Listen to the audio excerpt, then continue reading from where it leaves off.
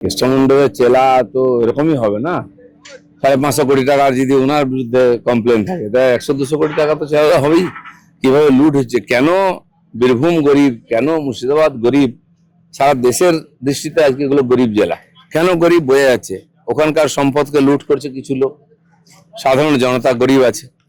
শুরু হয়ে গেছে খোঁজ খবর বিচার, সময় আরো কিছু বেরোবে এবং তার যোগ্য শাস্তিও সবাই পাবে।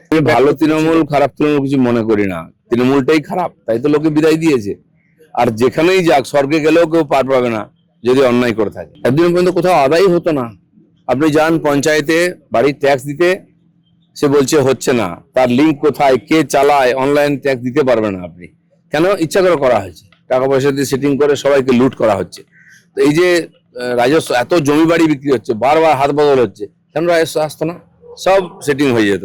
সেজন্য যেখানে প্রাকৃতিক কয়লা বালি থেকে আরম্ভ করে তার ট্রান্সপোর্টের ট্যাক্স থেকে আরম্ভ করে সব লুট হতো, সব জায়গায় সেটিং করে রেখেছিল। সেগুলো যেই বন্ধ হয়েছে, সরকারের ঘরে আসতে আরম্ভ হচ্ছে টাকা। এখানে কিছুই টাকা আসতো না, দিল্লি টাকা আসতো, সেটাও লুট হয়ে যেত। সেজন্য উন্নয়ন থেকে অনেক দূরে ছিল পশ্চিমবঙ্গ, এবার গতি আসছে। শুনুন, ইসকন ঠিক করবে না কি খাওয়ানো হবে, তারা একটা এজেন্সি। আগেও তো ছিল, সেই ডিমটা তো নেতারা খেয়ে নিত, তখন কিছু বলেননি কেন? আজ যে সরকার মনে করবে পুষ্টির জন্য কম পয়সায় বাচ্চাদের ডিম খাওয়ানো হবে, ডিম তো আমরা হরিণঘাটা থেকে সাপ্লাই করি, তো নিশ্চয়ই ডিম খাওয়ানো হবে। যেটা মনে হবে ডাক্তাররা বলবেন, তার একটা ব্যবস্থা আছে, সে অনুযায়ী হবে।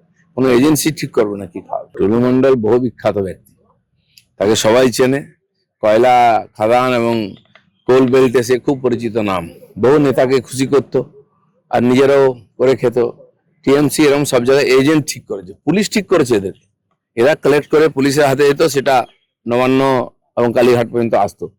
আজকে সমস্ত লিঙ্ক কেটে গেছে, সমস্ত তথ্য সামনে এসছে, এর এক্সপোজ হয়েছে, তার বিরুদ্ধে সেই পুলিশই ব্যবস্থা নিচ্ছে। না, আরো অনেক আছে, আপনারা জানেন না। যারা পেছনের বেঞ্চে বসে তারা বেশি ভারী ভরা আছে, সামনের গুলো দেখা যায়, পিছনের গুলো দেখা যায় না, আরো বেরোবে না।